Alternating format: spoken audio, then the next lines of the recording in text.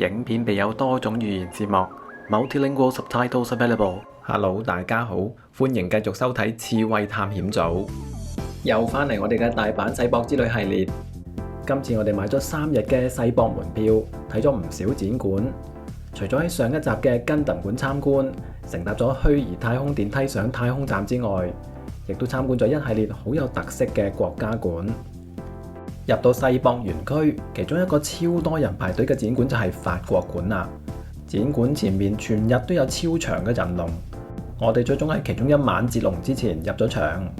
法國館入邊嘅展品充斥咗好多唔同嘅藝術元素，都有唔少網民話係超正，一定要睇嘅。其中最值得睇同埋打卡嘅就應該係呢一個 LV 品牌嘅展廳，入面可以見到四周嘅圍牆都係 LV 喼，地下同埋天花板都會有鏡，所以營造咗無限伸展嘅空間，真係超多人會留低喺度打卡影相。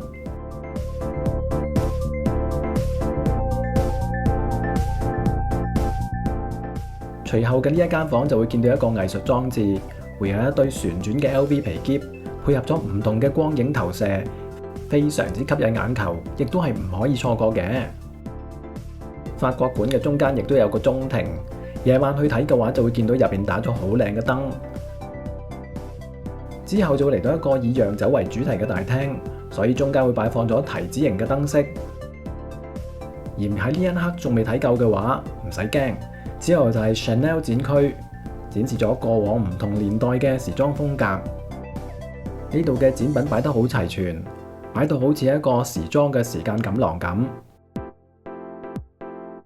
臨離開之前就會嚟到 Celine 嘅展區，入邊聽聞有好多世博獨有嘅展品，個人就會覺得呢個國家館絕對唔可以錯過。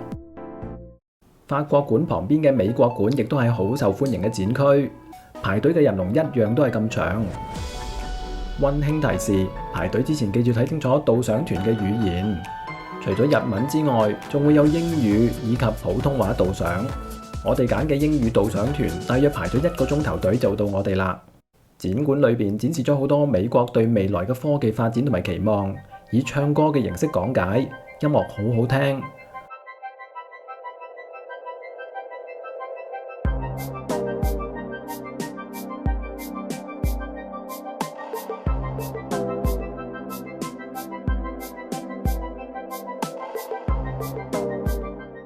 到咗參觀嘅最後，你就會踏上虛擬太空船，暢遊外太空1週。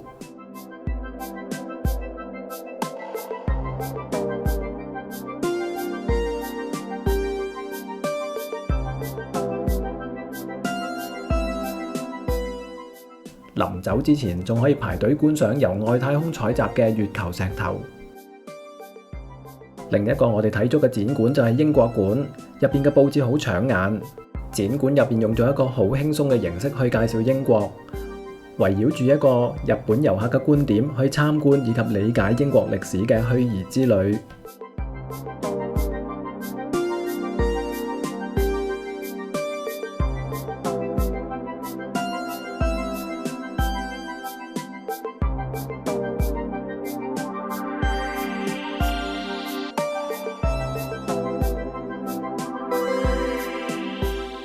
展館入邊嘅 show 做得好靚，中間亦都有一個與遊客互動嘅遊戲可以玩。臨離開嘅時候，亦都可以喺展館入邊買啲英國手信帶返屋企。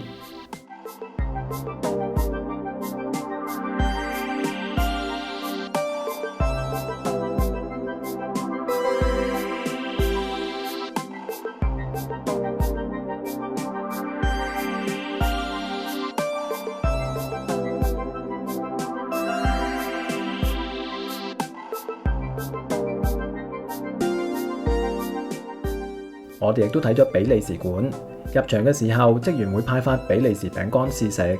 入邊最靚嘅就係呢個綠草如茵嘅天然光中庭。入邊嘅介紹主要圍繞住科技嘅進步，點樣可以改善醫療嘅發展。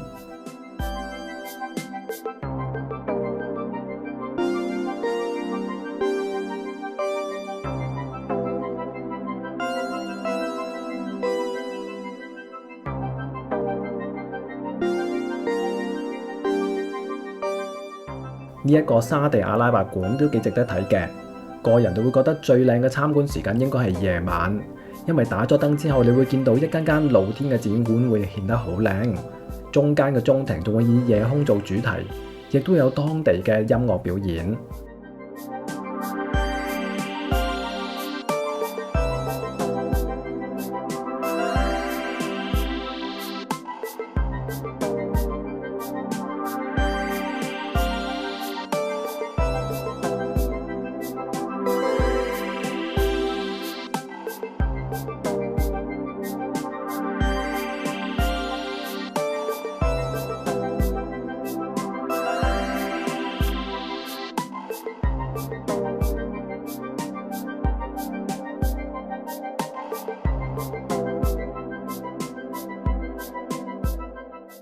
西班牙館嘅排隊時間都唔算太長，我哋亦都有參觀。裏邊最搶眼嘅就係呢個橙色嘅展區，入邊主要介紹西班牙嘅人民以及各種娛樂活動。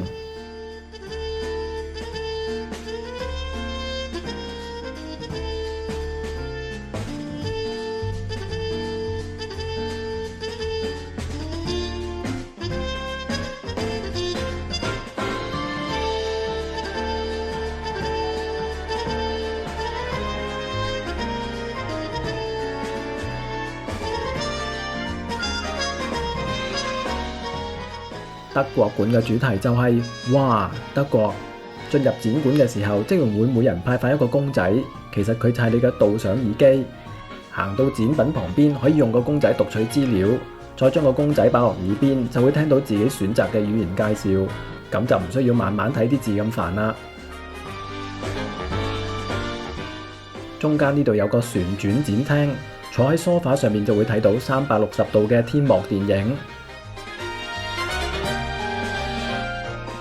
展館嘅天台亦都有個歐式花園，可以享受下呢度嘅寧靜氣氛。世博場地入邊亦都有好多小嘅國家館，數之不盡咁多。其中令到我好有印象嘅就係柬埔寨館。入到去嘅時候會見到呢度做咗個吳哥窟嘅模型。展館入邊亦都放咗好香嘅香薰，當堂好似去咗東南亞度假咁。睇完印象都真係唔錯。